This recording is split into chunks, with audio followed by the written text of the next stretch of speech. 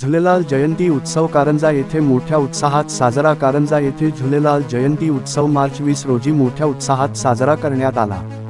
या उत्सवाची सुरुवात सकाळी रक्तदान शिबिराने झाली, ज्यामध्ये मोठ्या संख्येने लोकांनी सहभागी होऊन रक्तदान केले। संध्याकाळी सिंधी कॅम्प पासून मुख्य मार्ग भ्रमण करीत शोभायात्रा काढण्यात आली। शोभायात्रेमध्ये मोठ्या संख्येने लोक सहभागी झाले होते, ज्यामध्ये झुलेलालजीच्या भक्तांनी मोठ्या उत्साहात धार्मिक जयघोष करत डीजेच्या तालावर नाचत गाजत शोभायात्रा सिंधी कॉलनी येथे संपन्न झाली। यात सिंधी समाजाच्या भाविक भक्त, सिंधी समाजाचे प्रमुख कार्यकर्ते उपस्थित होते। मुख्य संपादक महेंद्र गुप्ता।